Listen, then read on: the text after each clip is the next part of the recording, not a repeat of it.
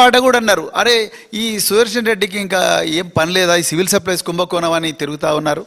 అదేవిధంగా మరి విద్యాశాఖలో జరిగిన బంకర్ బెడ్ల కుంభకోణం అని ప్రభుత్వం మీద ఫైట్ చేస్తున్నారు. ఇవన్నీ అవసరమా? కామ్గా ఉంటే అయిపోదా? అంటే నువ్వు కామ్గా ఉంటే, నువ్వు సైలెంట్గా ఉంటే, రేవంత్ రెడ్డి ప్రభుత్వం చేస్తున్న కుంభకోణాల మీద మాట్లాడకుండా ఉంటే నీకు వెపన్ లైసెన్స్ రెన్యూ చేస్తాము ఇండైరెక్ట్. అదేవిధంగా ఈఓడబ్ల్యూలో పెట్టిన ఈ అక్రమ కేసు ఆ ఫాయిమ్ కురేష్ అంటోడు, అదేవిధంగా విజయ్ కుమార్ అనే వాసవి కన్స్ట్రక్షన్ వాడు ఉన్నాడో వీళ్ళిద్దరూ కలిసి ఏవైతే అక్రమ కేసులు పెట్టి పోలీసులను ఎట్లన చేసి మీరు ఆ నర్సంపేట వ్యాపారస్తులందరినీ తీసుకొచ్చి టార్చర్ పెట్టైనా పెద్ది సుదర్శన్ రెడ్డి పేరు చెప్పాలే అని చెప్పి టార్చర్ చేస్తున్నారు. ఈ టార్చర్ అంతా ఆగిపోతుంది కదా, ఈఓడబ్ల్యూ కేసును మళ్ళీ మూలకు పడేస్తాం, అయిపోతుంది. ఎందుకు నువ్వు ఇంత లొల్లి పెడుతున్నావు, ప్రభుత్వంలో అవినీతి జరుగుతున్నదని అని చెప్పి వెనక నుంచి మళ్ళీ దొడ్డిదారిన రాయబారాలు ఇవన్నీ కూడా జరుగుతూ ఉన్నాయి. ఇక సెక్యూరిటీ రివ్యూ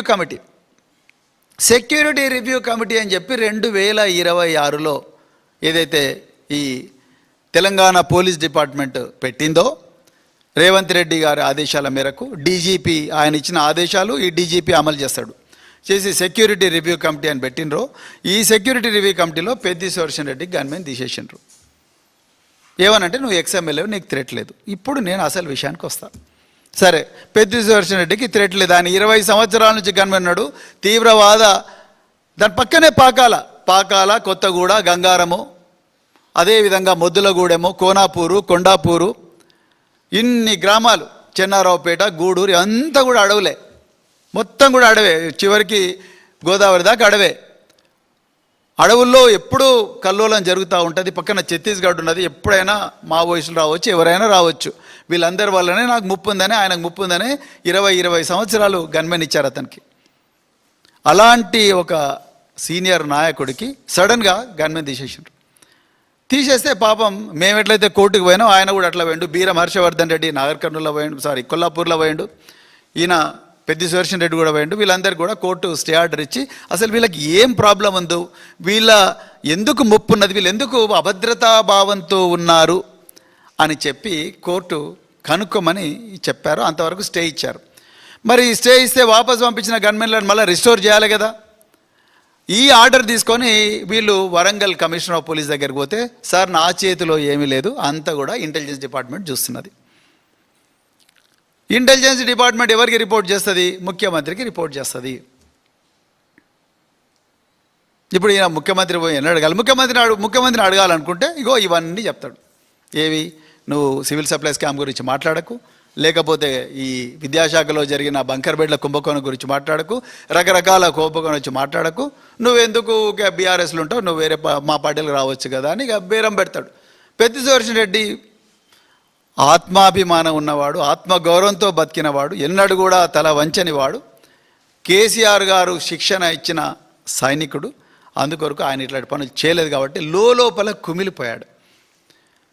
కేటీఆర్ గారు కన్నెపల్లి పంప్ పోయినప్పుడు కూడా పెద్ది సుదర్శన్ రెడ్డి గారు, వారి భార్య అయిన స్వప్న గారు, వాళ్ళిద్దరూ కలిసి కన్నెపల్లి పంప్ పోయినప్పుడు కూడా ఆమె వాళ్ళ భార్యనే చెప్పారు, మేము కూడా పోయినాం, కానీ ఆ రోజు కూడా మా వారు నిజంగా మనసులో మనసు లేదు, ఎక్కువ దగ్గర బాధలో ఉన్నారు అని చెప్పి ఆమె చెప్పారు. ఇంత తీవ్రమైన ఒత్తిడికి గురి చేశారు. లేకపోతే 52 సంవత్సరాలు నాన్ వెజ్ తినడు, తాగుడు అలవాటు లేదు, రెగ్యులర్గా ఎక్సర్సైజ్ చేస్తాడు, పెద్దగా ఏవి కూడా కోమార్బిడిటీస్ లేవు. సడన్గా రోహిణి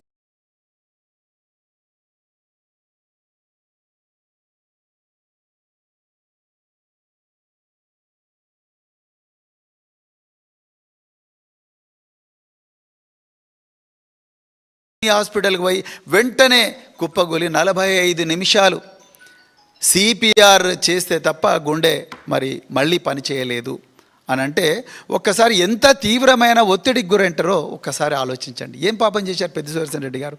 ఇప్పుడు నేను అసలు విషయానికి వస్తా. ఇప్పుడు మీరు సెక్యూరిటీ రివ్యూ కమిటీ అన్నారు. సెక్యూరిటీ రివ్యూ కమిటీ ఈ సివి ఆనంద్ గారు నాకు ఒక నోటీస్ ఇచ్చారు, ప్రవీణ్ కుమార్ నీకు కూడా సెక్యూరిటీ తగ్గిస్తున్నాం, నీ బుల్లెట్ ప్రూఫ్ వాహనాన్ని రద్దు చేస్తున్నాం, ఇగో నీ మీద మాకేం లేదు, కానీ మీకు సెక్యూరిటీ రివ్యూ కమిటీ నీకు భద్రత తగ్గించమని రికమెండ్ చేసింది అన్నాడు. అందులో చెప్పుకుంటూ ఆయన నాకు ఒక లెటర్ రాసిండు సివి ఆనంద్ గారు. ఆ లెటర్లో ఏం రాసిండయా అంటే తెలంగాణ ప్రజలు జాగ్రత్తగా వినాలి ఈ విషయం. Security provided by the state is preventive, dynamic and threat based. It is neither permanent nor attached to the status, office, rank or past service of any individual. Its nature and scale are periodically reviewed with reference to the prevailing threat perception, the capability and intent of the threat source, individual vulnerability and overall internal security situation. అంటే నేను ఏం చెప్పాలనుకున్నాడంటే ఒక వ్యక్తి గతం వల్లనో లేకపోతే ఒక వ్యక్తి స్టేటస్ వల్లనో ఒక వ్యక్తి పలానా ఆఫీస్లో ఉన్నాడనో ఒక వ్యక్తికి ఒక పలానా ర్యాంక్ ఉందనో సెక్యూరిటీ గవర్నమెంట్ ఇవ్వదు. Point number 1. Point number 2, government ఎప్పుడు కూడా సెక్యూరిటీ ఒక ఉపద్రవాన్ని ఆపడం కోసం, ఒక వ్యక్తి హత్య జరుగుతుంటే హత్య జరిగే అవకాశాన్ని తగ్గించడం కోసం మాత్రమే, అదేవిధంగా ఇతనికి ముప్పు ఉందా లేదని చూసిన తర్వాత మాత్రమే ఆయనకు సెక్యూరిటీ ఇస్తారని గౌరవ డీజీపీ గారు పారా నెంబర్ 6లో మాకిచ్చిన నోటీసులో, ప్రవీణ్ కుమార్కి ఇచ్చిన నోటీసులో రాశారు. ఇది అందరికి కూడా జనరల్గా వర్తిస్తుందని వారు చెప్పకనే చెప్పారు. కరెక్ట్.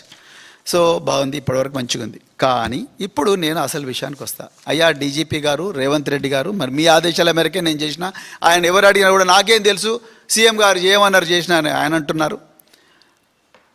సో మేము చేసినంత పని మీరు ఎక్కడ చేసిండని కొంతమంది అధికారులను పోరాడినట్టుగా నాకు తెలిసింది. సరే అవన్నీ ఆ విషయాలకు, ప్రొఫెషనల్ విషయాలకు నేను పోను, ఇది వేదిక కాదు, నేను మాట్లాడను వాటి గురించి. కానీ నేను ఒక పాలసీ మ్యాటర్ మీద మాట్లాడతా. ఇప్పుడు మైనంపల్లి హనుమంతరావు ఉన్నాడు. మైనంపల్లి హనుమంతరావు ఏం కోంబింగులు చేసిండని, ఏ అల్ఖాయిదా తీవ్రవాద సంస్థ, లేకపోతే ఏ లష్కరే తొయ్యబా, ఏ జైషే మహమ్మద్, ఏ సిపిఐ మావోయిస్టులు మైనంపల్లి హనుమంతరావును టార్గెట్ చేస్తారు అని చెప్పి ఆయనకు 2+2 గన్మెన్ ఇచ్చారు. చెప్పాలి డీజీపీ గారు, ఎందుకంటే now you have clearly mentioned that the state, the security provided by the state is preventive, dynamic and threat based. It is neither permanent nor attached to the status, office, rank or past service of any individual, not just Praveen Kumar, any individual, not just Peddi Sudarshan Reddy, any individual. మరి అట్లేటప్పుడు మైనంపల్లి హనుమంతరావు గారికి 2+2 gunmen ఎందుకు ఇచ్చారు? DGP గారు చెప్పాలి. పెద్ది సుదర్శన్ రెడ్డికి ఒక న్యాయం, మైనంపల్లి హనుమంతరావుకి ఇంకో న్యాయమా? కొండా మురళి, ఆయన ఎమ్మెల్సీ కాదు, ఆయన ఒక కార్పొరేషన్ చైర్మన్ కాదు, వారు కేవలం మంత్రి కొండా సురేఖ గారి భర్త. కొండా మురళి గారికి 2+2 గన్మెన్ ఇచ్చారు. వరంగల్ సిటీలో ప్రతి ఒక్కరికి కూడా తెలుసు కొండా మురళి గారు ఆ 2+2 గన్మెనే కాదు, పోలీసు వాళ్ళందరూ పోతే, ఆయన పోతే పోలీసు వాళ్ళందరూ కూడా ఆయన కాన్వాయ్లో పోతారు. ఆయనకి ఏ హోదా ఉందని 2+2 గన్మెన్ ఇచ్చారు? Now you have to tell DGP garu, nor attached, neither permanent nor attached to the status, office, rank or past service of an individual. What service? What is the contribution of Konda Murli garu? What is the contribution of Maynampalli Hanumantarao such that they deserve 2+2 personal security officers? Anumula Tirupati Reddy గారు, అనుముల కొండల్ రెడ్డి గారు రంగారెడ్డి జిల్లాలో వారు ఏమి కోంబింగులు చేశారని, వారికి ఏ threat ఉందని, వారిని ఏ లష్కరే తొయ్యబా, జైషే మహమ్మద్, అల్ Qaeda, ISIS అనే ఉగ్రవాద సంస్థలు వారిని టార్గెట్ చేస్తాయని విదేశాల నుంచి, ఇజ్రాయెల్ నుంచి, టర్కీ నుంచి దిగుమతి చేసుకున్న అత్యాధునిక సెమీ ఆటోమేటిక్ వెపన్స్ వారికి ఇచ్చారు. మరి అదే పట్నం నరేందర్ రెడ్డి, ఆయనే పాపం చేసిండు. ఆయన చేసిన పాపం ఏంటంటే ఆయన బీఆర్ఎస్లో ఉన్నాడు. సునీత మహేందర్ రెడ్డి గారు మాజీ జడ్పీ చైర్పర్సన్, వారికి కూడా గన్మెన్ ఇచ్చారు.